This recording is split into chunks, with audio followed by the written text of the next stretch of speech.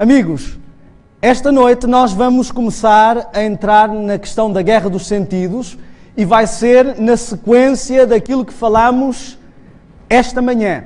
Esta manhã queria avivar um pouco a nossa memória. Nós abordámos um pouco a questão da festa no acampamento, falámos acerca de o povo de Israel estar acampado em Sitim, onde era um lugar muito agradável, com bosques e com planícies verdejantes e campinas, e de ter tentado Balaão amaldiçoar o povo, não ter conseguido isso pela maldição, mas ter trazido a apostasia através da festa no acampamento. Esse era o título desta manhã, festa no acampamento. Depois nós vimos como há uma situação paralela com a nossa realidade, com o nosso tempo, porque também estamos acampados, também estamos à entrada da terra prometida, também estamos neste compasso de espera e também estamos rodeados por atrações mundanas, campinas verdejantes,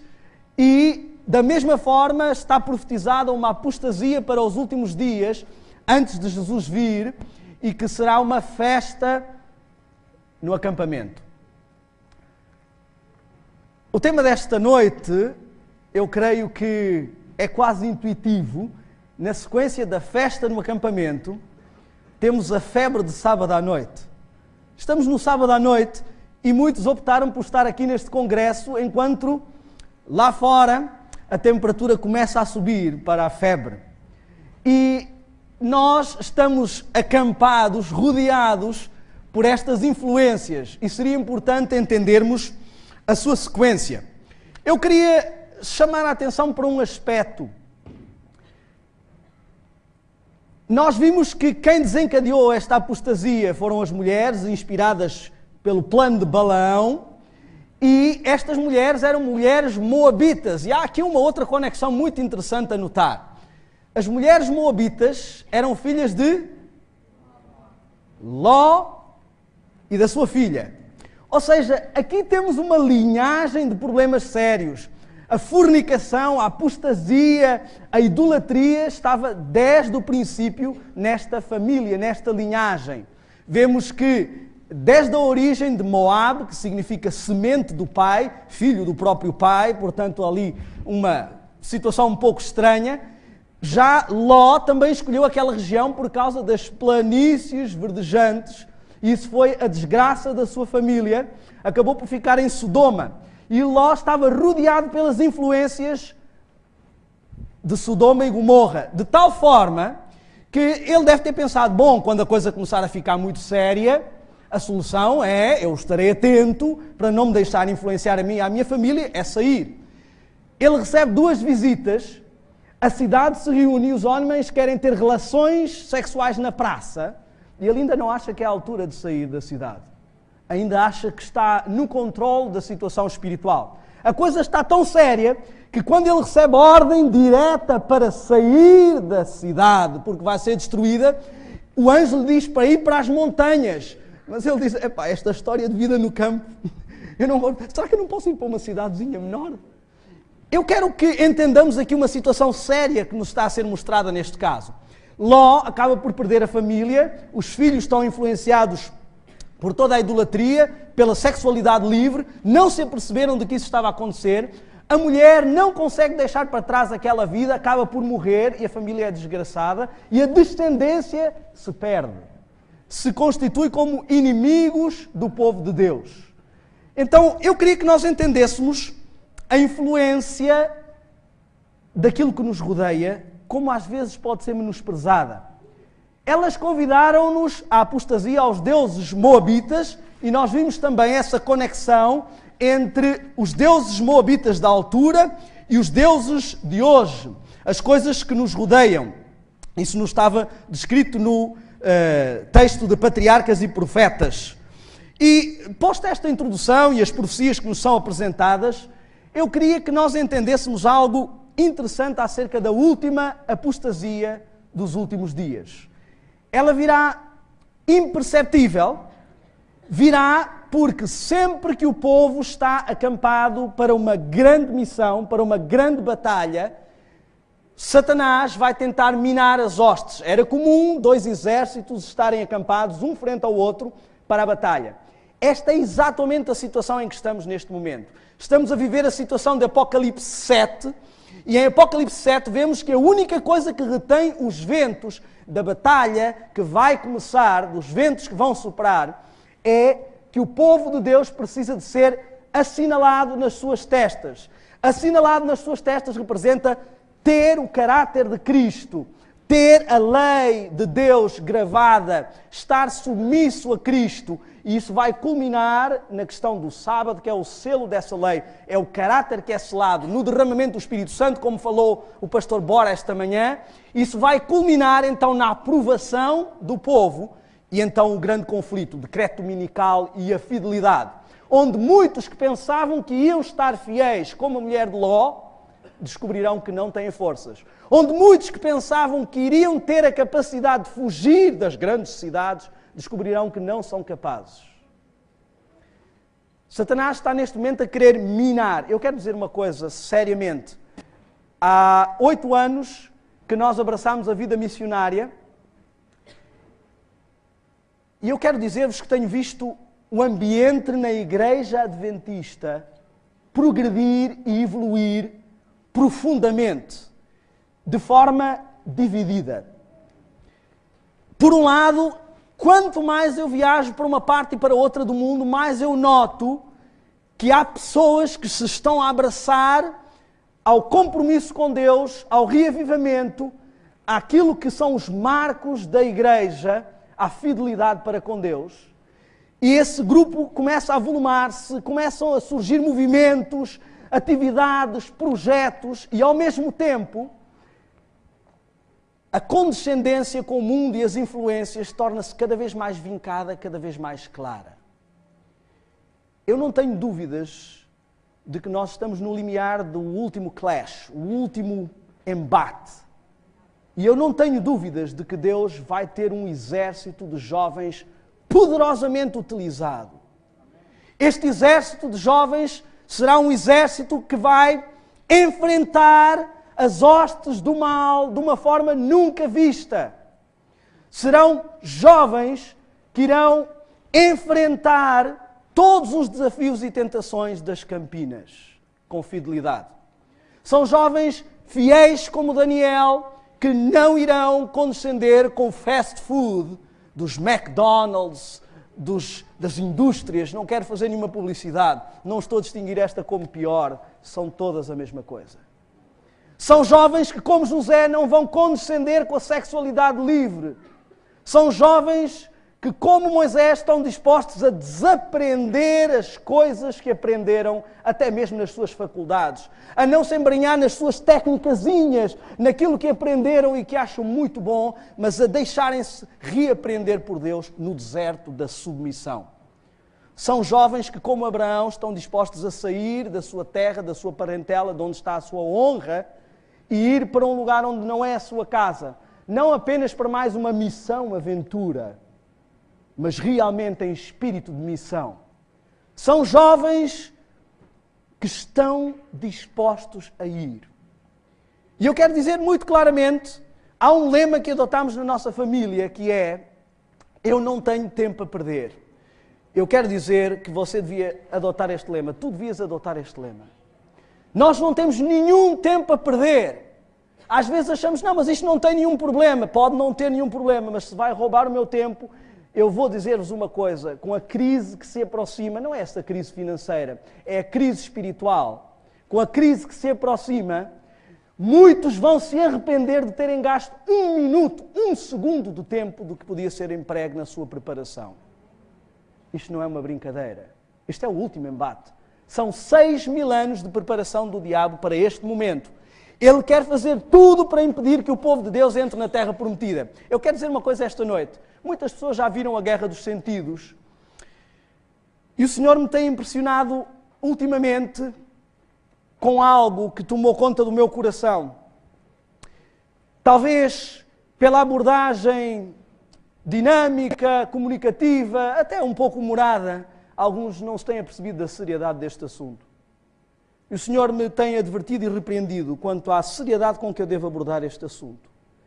E eu tomei uma decisão firme de abordar este assunto com toda a seriedade. Esta noite eu não quero falar sobre os aspectos técnicos. Olhem, todas as pessoas que andam no Espiritismo, na nova era, elas têm consciência das mensagens subliminares, elas sabem que há lobbies por trás. Isso não faz de nós cristãos, isto não vai fazer de nós vitoriosos, não vai fazer-nos entrar na terra prometida. Sabem, não há ninguém nesta sala que saiba mais que o diabo, e ele não vai estar no céu. Eu podia debitar aqui toda a informação possível, isso não vai fazer de nós nada, se não houver no nosso coração um desejo profundo de submissão. Missão exige primeiro submissão. Esta noite eu não quero fazer as guerras dos sentidos de uma forma comum. Nós vamos falar sobre aquilo que nos toma conta na febre de sábado à noite. Será que, como a mulher de Ló, sentimos que somos diferentes do mundo, mas quando olhamos bem para o nosso sábado à noite é igualzinho? Vamos alugar os nossos filmes no mesmo videoclube, vamos comprar as nossas pizzas no mesmo lugar, apenas somos mais santos porque não comemos fiambre. Será que é isso que vai fazer com que entremos no céu? Será que a nossa roupa testifica? Uma vez eu vinha a passar no Brasil e umas irmãs, soube que eram irmãs depois, chamaram-me e disseram-me: pastor, faça por favor uma oração aqui. Eu perguntei: como é que vocês souberam que era pastor? Eu pensei que passava por executivo. Mas elas descobriram de alguma forma. Às vezes as pessoas querem convencer-se de algumas coisas, como a mulher de Ló. Esta noite eu queria que compreendêssemos a guerra dos sentidos no seu verdadeiro contexto. A febre de sábado à noite no seu verdadeiro contexto. Eu queria que nós entendêssemos de onde vêm estas doutrinas e porque é que o paganismo daquela altura é o mesmo desta. Poderemos pôr o PowerPoint, por favor? Aquela primeira imagem, por favor.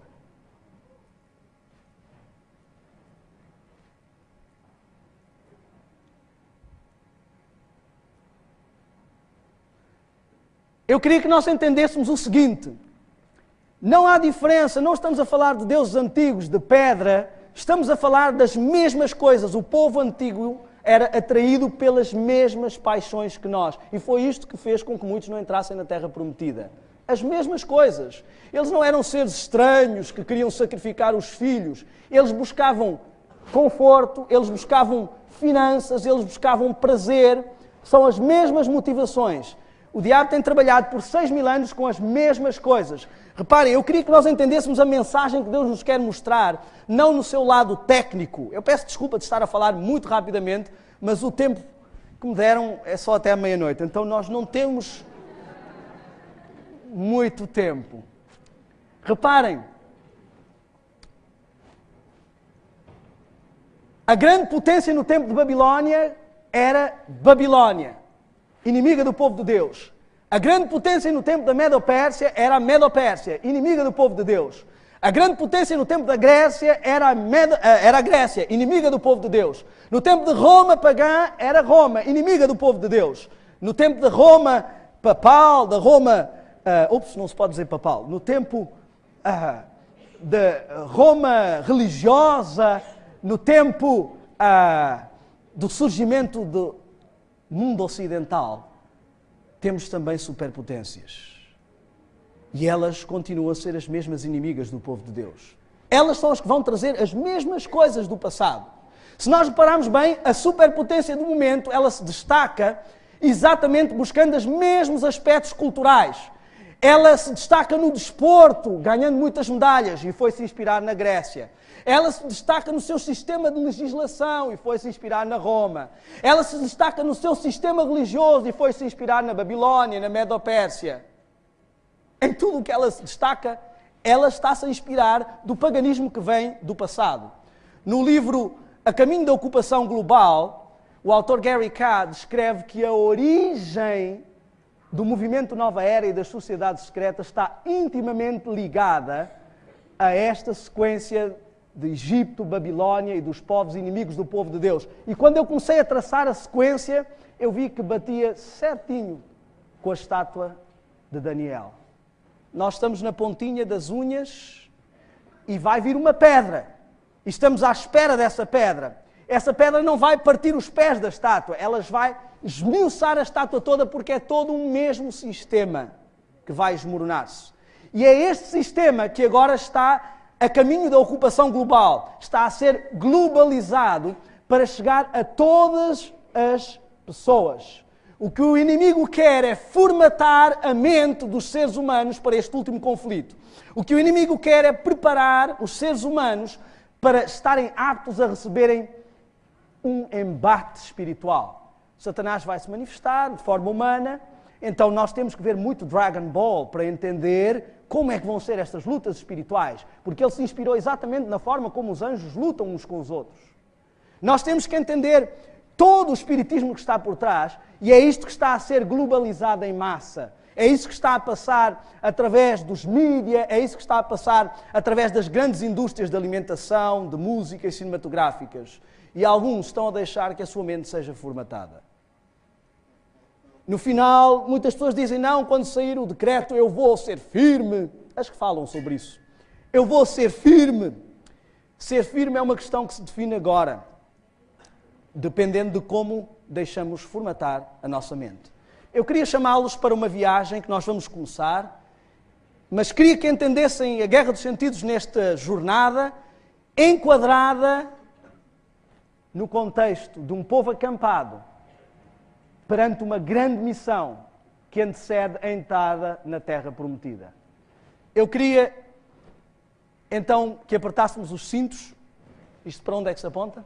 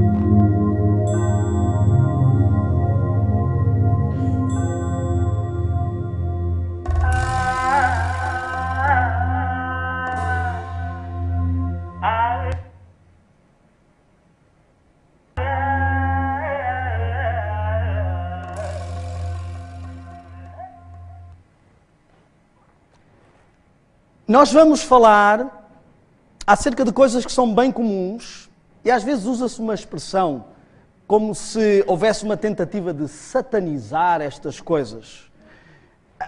Temos que entender que quando se fala que há forças por trás, que o inimigo está por trás, não é necessariamente o diabo que vem e vai inventar a televisão, ou o diabo que vai construir o rádio, ou o diabo que vai fazer a internet, ou o diabo que monta uma empresa de Facebook.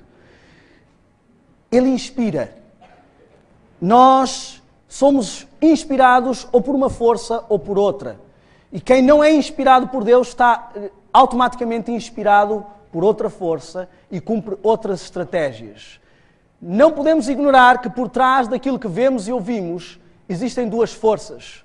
Eu queria começar por falar de televisão. Eu quero dizer que de todas as coisas de que eu vou falar durante esta jornada, são coisas pelas quais sou apaixonado. O objetivo da Guerra dos Sentidos não é mandar paulada às pessoas e dizer que está tudo mal na vida delas. O objetivo é explicar uma coisa muito simples. Em Apocalipse vemos que a igreja de Pérgamo se diz que está onde está o trono de Satanás e que não se lhe agrada dos que seguem o caminho de Balaão, que lançava tropeços. Então o que eu queria que entendêssemos é que por trás destes tropeços que nos são lançados, que nos rodeiam, está o trono de Satanás, está o seu objetivo de assumir o comando da mente dos seres humanos em massa. E eu falei também esta manhã acerca de como começou a Guerra dos Sentidos, quando eu comecei a orar ao Senhor e a pedir que me usasse, que me mostrasse como é que eu poderia trabalhar na sua obra, utilizando os meus talentos, a minha área profissional, e Ele não respondia, e eu não entendia porquê, e desabafei com a Sara, e a Sara disse, olha, é muito simples, Ele não responde porque tu és a janela do diabo nesta instituição. Nós estávamos numa instituição missionária, e foi quando eu comecei-me a perceber que testemunho posso eu dar sendo um cristão, um pregador, um missionário, e quando as pessoas entram em minha casa e veem que afinal o que eu consumo ou a minha mente está formatada de outra forma. Então, ao tomar decisões sérias, como eu disse esta manhã, em relação à minha alimentação, olhem, eu quero falar francamente, eu não quero que isto se torne muito técnico. Talvez desta sala toda eu era a pessoa potencialmente mais predisponível a ser um fracasso na vida. Talvez das pessoas eu seria, daqui desta sala, uma das mais candidatas a um fracasso no casamento. Talvez até haja aqui céticos que estiveram no meu casamento. Eu lembro-me dos olhares daqueles que estavam na primeira fila para ver se eu ia mesmo dizer que não. Eu quero dizer que eu estou casado por milagre. Aliás, todos estão. Mas é um milagre que me faz ter casado, porque... E sou feliz, não é? Ter casado e estar infeliz. Eu era potencialmente candidato ao fracasso. E eu quero dizer-vos que é um milagre que me faz ser um pregador, e eu quero dizer isto para a honra e glória do Senhor.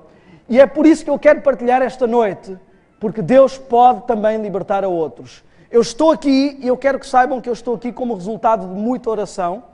Não estou a querer dizer que sou um homem consagrado. Estou a dizer que eu pedi muito ao Senhor a possibilidade de vir e de como Zaqueu, àqueles que eu prejudiquei com palavras fúteis, com futilidade nas piadas, ter a possibilidade de restituir 4 vezes mais. É o que eu estou a fazer esta noite aqui. Televisão, a caixinha que mudou os serões e que vai mudar o rumo e o ingresso de entrada de muitos na Terra Prometida. Eu tenho algumas estatísticas interessantes, mas eu vou até pulá-las. Eu queria mostrar-vos uma primeira experiência que fala sobre a formatação da mente. A experiência de Mulholland.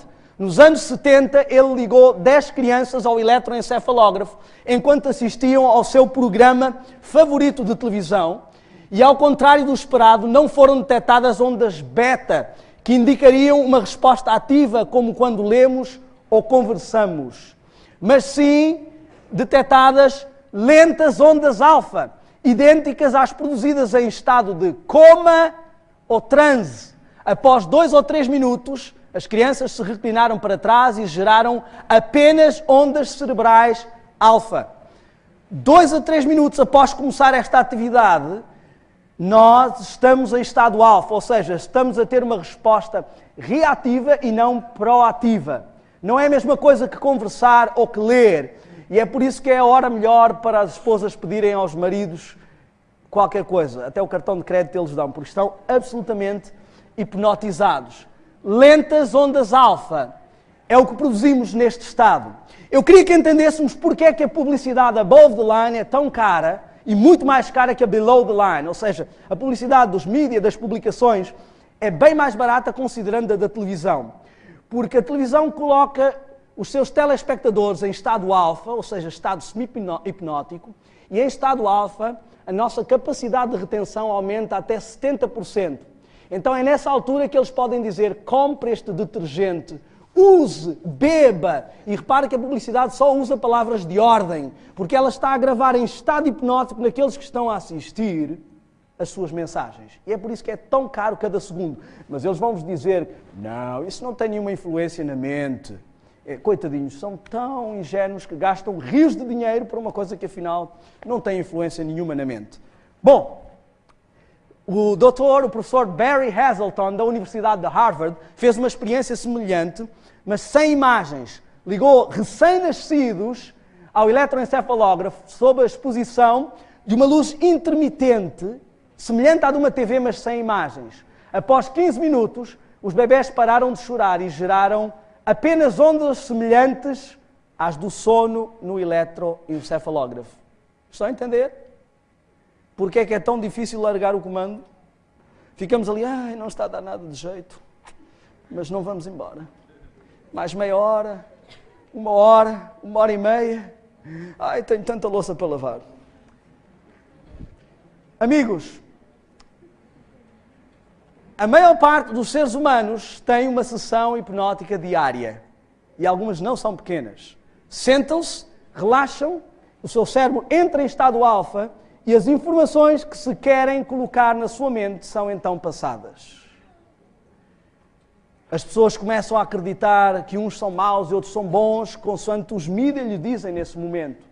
As pessoas começam a acreditar que há modelos comportamentais, consoante os mídias lhes dizem nesse momento. E os cristãos, em vez de passarem a admirar a Cristo na sua mansidão e humildade, começam a querer ser como os heróis e as estrelas que vêm na tela.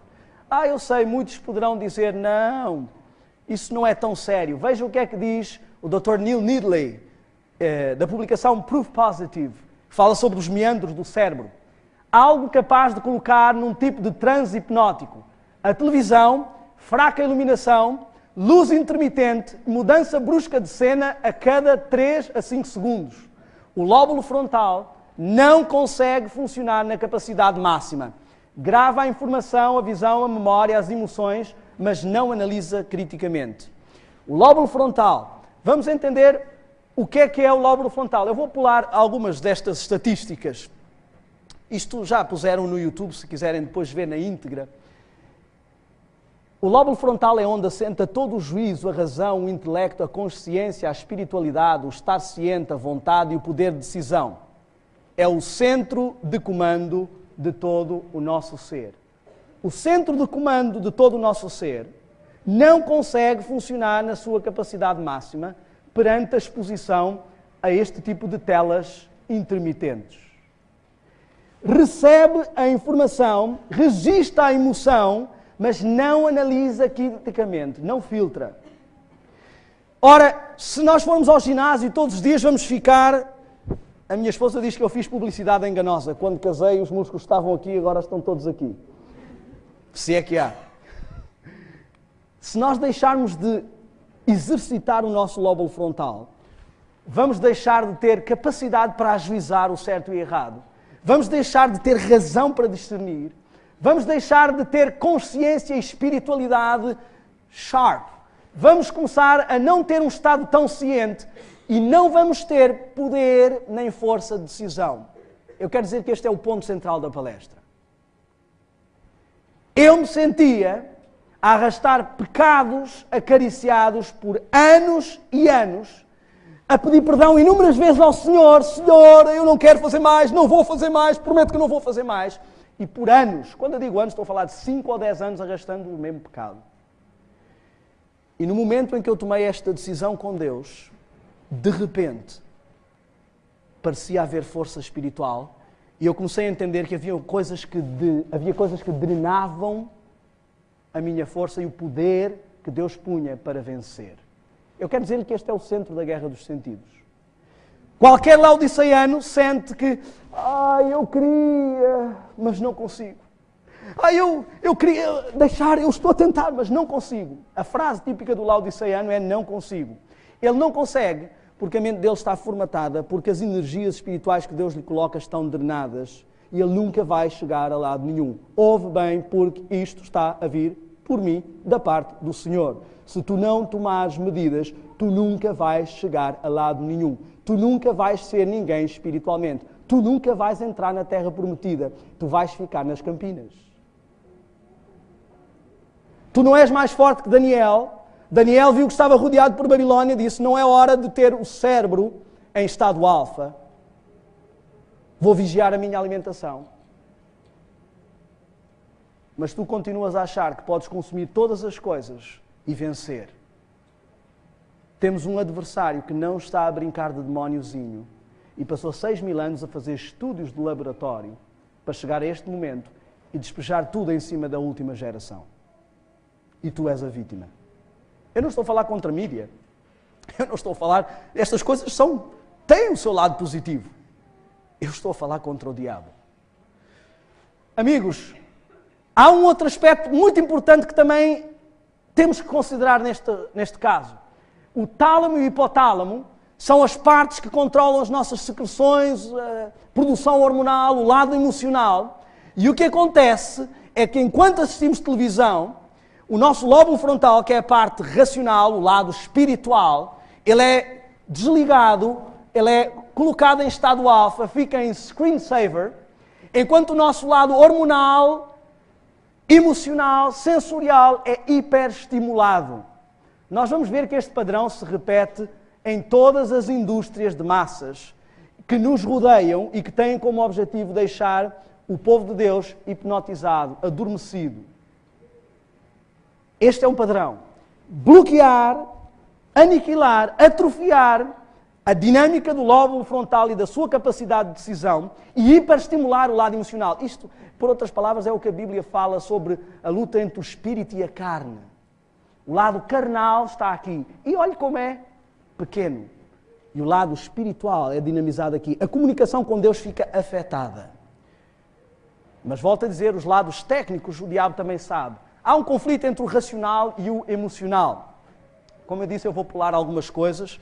A experiência deste caso do Dr. Damásio também é muito importante. Eu não vou falar também sobre jogos de vídeo, que eles estão a invadir muito os nossos jovens. Eu acho que não há muito para dizer sobre isto. A própria embalagem diz tudo. Diz assim: este produto pode causar epilepsia. Se começar a notar comportamentos estranhos, passe imediatamente, pare de jogar e consulte o médico. O que mais eu preciso dizer? Precisam de uma palestra sobre isto. É uma questão de querermos ou não decidir. Eu, se for ao supermercado e houver uma embalagem que diz: este produto pode causar envenenamento, se começar a espumar e a revirar os olhos, pare de comer e vá visitar um médico, eu levo para casa. Não preciso que ninguém me diga. Eu queria só mostrar uma experiência do Dr. Sanjay Gupta, da CNN, em que ele demonstrou que há uma mistura entre realidade e fantasia quando jogamos este tipo de atividades, jogos de vídeo, porque é hiperestimulado todo o lado do cérebro que está dinamizado para a fantasia e as imagens são muito reais e toda esta dinâmica começa a criar uma mescla das duas coisas. Quando morámos nos Estados Unidos, era interessante ver os polícias na rua, parecia que estávamos a ver um filme. Comportam-se exatamente da mesma forma. E nós transpomos para a nossa realidade, para o nosso dia-a-dia. Vejam como... Eu não quero dar muitos exemplos, porque depois começa a ser complicado, mas vejam como, hoje em dia... Não vou olhar para ninguém. Vejam como, hoje em dia, temos muitos jovens que se vestem como emos, que se vestem como as bandas britânicas, que andam no mesmo estilo. Será por acaso que as gerações são padronizadas? Amigos, sem falar que nos jogos de vídeo é agraciado o mal. Eu tenho que sair da prisão, matei o guarda, 20 pontos. Roubei uma loja, roubei um carro, 100 pontos. Matei um polícia, mais 100 pontos. Enfim, e o jovem aprende a não ter consequências nem responsabilidade. Se houver um game over, recomeça outra vez. A vida não é bem assim. Tudo isto em estado alfa. A intermitência de imagens é muito maior do que no caso da televisão. Eu queria entrar um pouco na questão do cinema. Eu lembro-me que a primeira vez que fui ao cinema tinha 17 anos. E foi por causa de um trabalho de estudo na Antónia Arroio, um trabalho de artes, e era obrigatório ir ver aquele filme e fazer uma matéria. E eu lembro que eu disse aos meus colegas, eu não posso ir ao cinema. Não podes? Não podes ir ao cinema porquê? Bom, sou adventista. Claro que hoje em dia a Igreja já aboliu esse pecado, então não é problema ir ao cinema, porque isso era no tempo dos nossos pais. E eu disseram, mas és adventista, mas porquê é que não podes ir ao cinema? Porquê? Eu disse, pois, olha, porque é um lugar onde as pessoas vão fumar. Fumar? Estás doido? Ninguém fuma no cinema. Pois, as pessoas vão lá para namorar. Namorar? Então, não vais para a escola, não, que aquilo...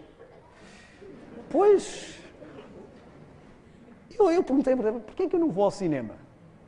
Como não tinha argumento, disseram, pá, tens que ir, que temos que fazer o trabalho. E lá fui eu, muito apreensivo, com o bilhete na mão. Entrei na sala, olhei para todo lado, vi onde é que estava sentado o diabo. Parecia que não tinha vindo naquele dia, fui avançando. Passou o filme, eu perguntei-me, é por causa disto que eu nunca vim ao cinema, por 17 anos? E a partir daí tornei-me viciado em cinema. Portanto, ia vários dias e, enfim, aliás, já partilhei um pouco dessa experiência quanto aos meus filmes e músicas. Eu queria que analisássemos um pouco. É verdade que não é a sala. O diabo não está muito preocupado. Eu vou-vos dizer uma coisa com toda a sinceridade. O diabo até talvez goste mais do cenário que está hoje. Ele até prefere que os adventistas não vão ao cinema. Eu sei que isto aqui em Portugal não é um problema, mas em muitos países há adventistas que ainda têm a mente tão fechada, coitados, que eles ainda acham que isto é um pecado. Eu quero dizer-vos que, para o diabo, ele prefere que tragamos 5 ou 6 filmes para casa do que irmos ver só um ao cinema. Ele fica muito mais contente. E ele já preparou tudo para termos o cinema em casa. Home theater. Tela-wide no cinema, tela-wide em casa. Sound surround no cinema, sound surround em casa. Até há uns odorzinhos de cheiro que lançam um cheirinho muito interessante para acompanhar aquilo que estamos a ver no filme. No cinema e em casa. De onde é que vem a indústria? Todas as coisas que temos, toda esta origem da história do cinema, da própria sala.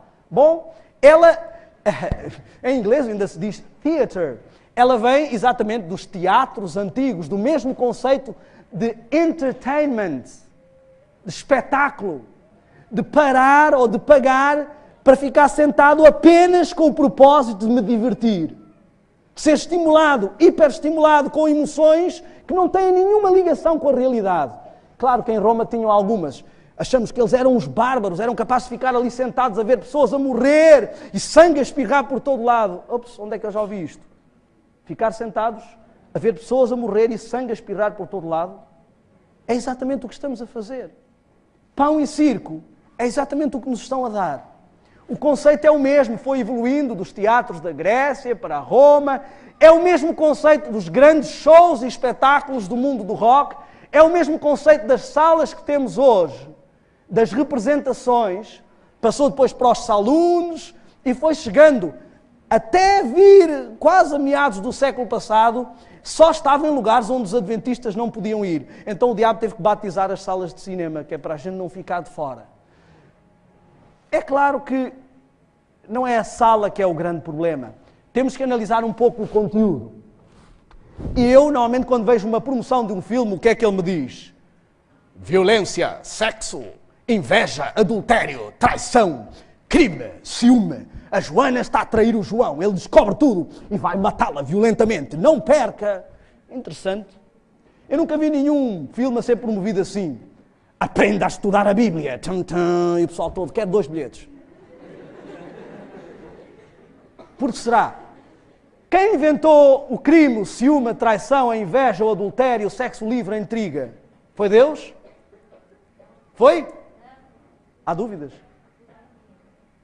Isto tem um nome. Há um nome que resume isto tudo. Pecado. Então nós pagamos para sentar-nos e sentirmos prazer a ver pecado. Lóbulo frontal, centro de comando, ponto de decisão, em estado alfa, para gravar pecado. Deuteronômio 6, de 6 em diante, diz assim: estas palavras que hoje te ordeno, a lei de Deus, as inculcarás nos teus filhos, dela falarás. Ou seja, Deus quer gravar no nosso lóbulo frontal, no centro de comando do nosso ser, onde está o nosso caráter, a sua lei. E é exatamente onde o diabo não pede licença para gravar o contrário da sua lei. Deus diz, não matarás, e ele grava em estado alfa hipnótico crimes. Deus diz, não adulterarás, e ele grava adultério. Deus diz, não roubarás, e ele grava roubos. perfeitos. Todo o contrário. Eu quero dizer uma coisa com toda a sinceridade. O lado em que vamos estar quando sair um decreto está a ser decidido agora. Porque o selo que vamos receber nesse momento é a aprovação do caráter que gravamos durante este tempo. Não há milagres destes. Ninguém chega ao exame de condução sem nunca ter ido à aula e passa por isto. Não tem nada que saber, são só pedais e volante. Não é assim. Mas muitos de nós achamos, como a mulher de Ló, que vamos continuar a meter na mente tudo o que quisermos, que não afeta nada ao cristianismo. Por um lado dizemos assim, eu não sei o que é que se passa com a minha vida, não avanço, eu tento, mas não tem nenhuma coisa a ver com o que eu ando a consumir. E queremos chegar àquele momento e decidir firmemente. Eu quero dizer que o selo é posto no fim do documento, não no princípio. O sábado é o selo e vai ser posto no fim de todo o resto da lei estar gravado no meu caráter, no centro do comando do meu ser, no meu poder de decisão. No final, o Senhor que gravou o seu caráter no teu lóbulo frontal é o que vai pôr o selo. Não adianta, quero dizer com toda a franqueza, não adianta pensares em missão se não pensares em submissão. Isto é uma guerra entre dois senhores, com duas estratégias. E eu não vejo como é que o cenário de Deus possa ser tão parecido com o do diabo. Eu costumo pôr 5 dicas para analisar um filme, mas eu até tenho medo de falar sobre isto. Falo? Estás com medo, não é? Nós compramos um livro e não estamos a comprá-lo da mesma forma que alugamos um filme. Quando alugamos um filme, não estamos preocupados com nada. Quando compramos um livro, vamos ver quem são os criadores e artistas, qual é o assunto e o título, quais são os slogans, o que é que está por trás, o resumo do livro. Quando compramos um livro, nem olhamos para a parte, um vídeo, nem olhamos para a parte de trás, é só para a parte da frente, não é? Tom Cruise, o Brad Pitt, aquelas coisas, não sei. Não sei quem são os galãs do momento. Amigos, se nós fizéssemos um pequenino teste, íamos ver como vários sinais do gato escondido do rabo de fora estão aqui claros. Criadores e artistas, Schwarzenegger, que tipo de filme costuma fazer? Violentos. Assunto e título, exterminador. Quando eu digo que exterminei algo, acabei com a raça deles, violento. A apresentação, ele tem uma arma na mão, violento. Mas nós dizemos, não, isto não tem nada a ver. Isto não me influencia nada, eu já sei que isto não é bem. Então eu não vou fazer. 70% das pessoas que assistiram The Fast and the Furious saíram da garagem do cinema a cantar os pneus. Porque será? E os carros passaram todos a nitrogás. Todos cheios de tecnologia. Porque será? Porque não somos nada influenciados. Se eu pegasse numa arma e pusesse aqui na mão de cada um de vocês, eu garanto que a maior parte saberia exatamente o que fazer. Saberiam como é que se segura uma arma, como é que se entra num lugar, como é que se tem que ficar ao lado da porta, como é que se aponta para não haver nenhum problema, como é que se puxa a culatra, como é que se muda a carga. Como? Porque foi uma lição que te foi ensinada em estado alfa. Sabes tudo. E às vezes, num momento de loucura, perguntas, não sei como, era um homem tão pacato, matou toda a gente. Porquê? Estava lá gravado. Não foi filtrado. O minar da tua força espiritual está todos os dias a acontecer. Eu queria avançar para o final daquilo que vamos falar hoje. O filme Matrix. Atenção que eu só pego naquilo que eu gosto. Este era o meu filme preferido. Vemos uma cena muito interessante. Para já o filme Matrix é um filme muito religioso.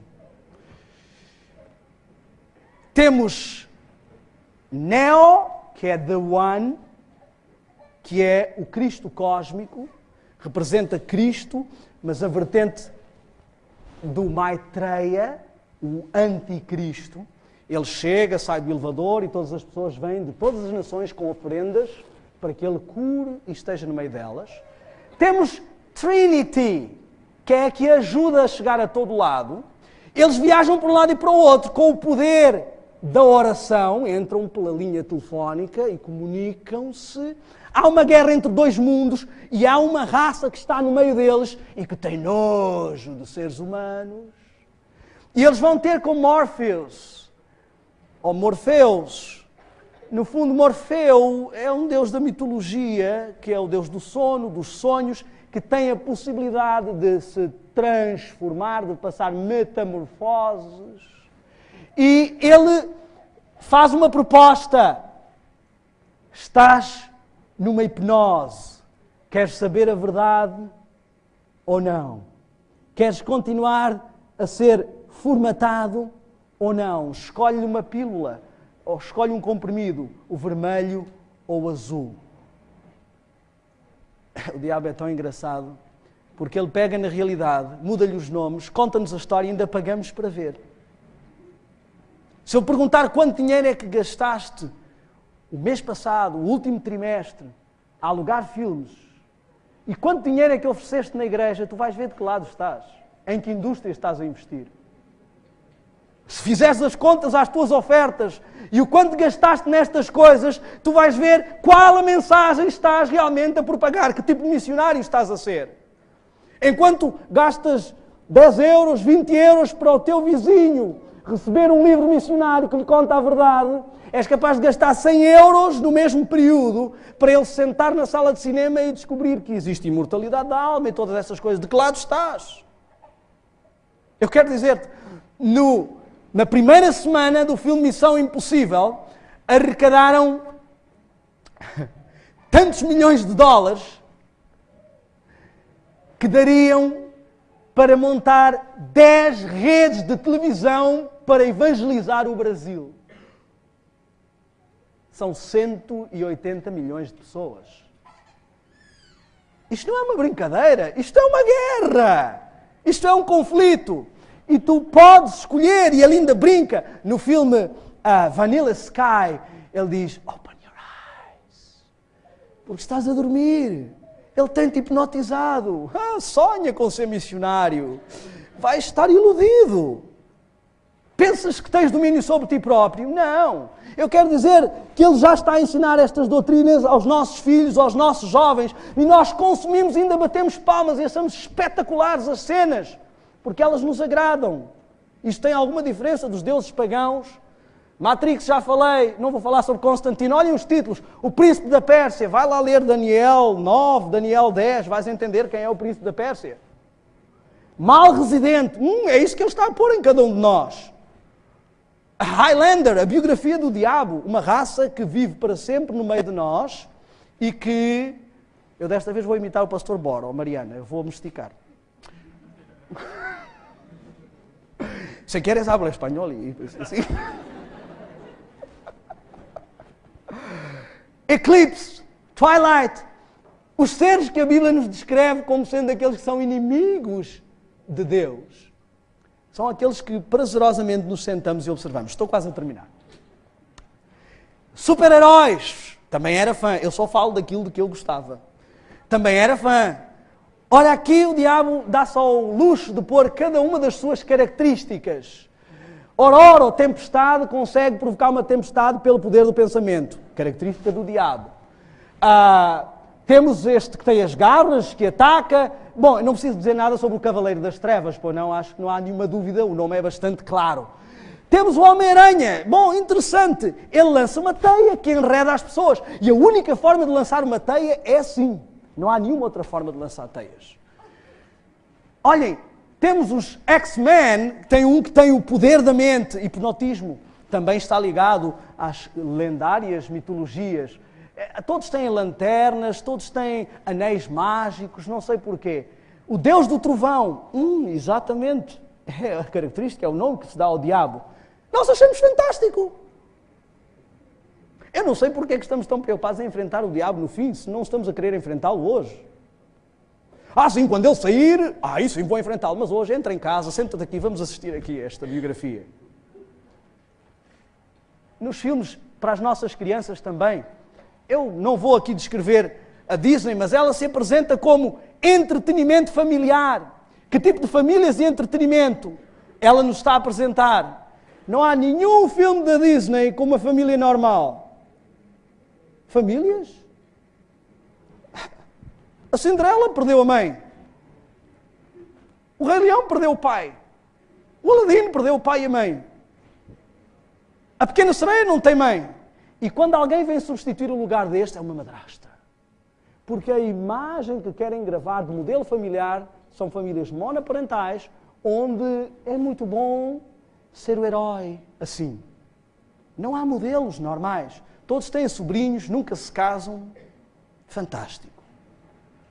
Bom, eu não vou falar sobre este filme que dizem ser evangélico, não é? Vemos que é o leão de Judá. Abre-se o mar vermelho. Todas as coisas são paralelas. Amigos, também não vou falar sobre filmes espirituais. Agora há uma nova onda de filmes espirituais. Neste filme Jesus faz milagres. Tcharam!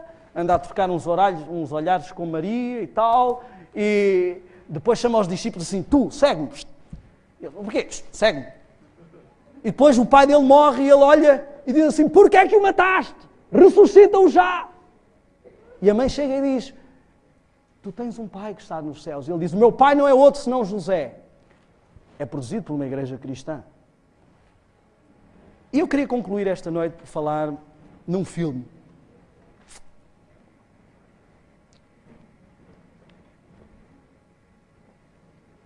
Eu comecei esta jornada dos filmes com Matrix e termino com A Paixão, porque os dois promovem a mesma mensagem. Os dois querem preparar a tua mente para a última grande arma, o último grande ataque. O último grande ataque do inimigo é o próprio cristianismo. Ele vai arremessar o cristianismo contra os cristãos. Diz o Espírito Profecia no livro Eventos Finais sobre a roupagem do cristianismo. Ele vai apresentar todo o tipo de boa moral e costumes. E ele vai promover na mente dos cristãos um modelo de Cristo, que é o modelo do Anticristo. Eu não quero nem comentar a marca da empresa que fez o filme, que é o olho esquerdo, que tudo vê. O Barrabás também tem o olho esquerdo aberto. Jesus, quando morre na cruz, também tem o olho esquerdo. O ladrão na cruz também fica só com o olho esquerdo. Coitados, os produtores não tinham outro olho para pôr nos artistas. Será que há algum sentido? As blasfémias que este filme tem, milagres que Jesus faz a si próprio. Eu vou passar amanhã, antes que a Mariana tenha um ataque cardíaco. Amanhã eu gostaria de partilhar convosco acerca deste filme. Eu fiz um pequeno resumo. Eu queria que nós pensássemos só no seguinte, para concluir esta noite. O diretor deste filme é o mesmo que esteve envolvido nos filmes do diretor de Sexto Sentido, Corpo Fechado, Sixth Sense, não sei como é que são as traduções aqui em Portugal sobre isto. É um filme, estes são filmes que têm tudo a ver com satanismo, com nova era, com a chegada do Cristo cósmico. Antes de fazer o filme mais fiel à Bíblia, este homem está envolvido num filme que fala sobre a chegada do Cristo cósmico. Eu queria concluir esta noite só com o seguinte pensamento. Nós estamos no limiar da última batalha, estamos acampados. E Satanás vai fazer todos os possíveis para minar a tua força espiritual agora. Não é quando sair o decreto dominical. Não é quando fechar a porta da graça. É agora. Porque ele sabe que Deus tem um povo que se quer preparar para a missão e que precisa receber a chuva serôdia, que precisa estar com a mente limpa para receber o Espírito Santo.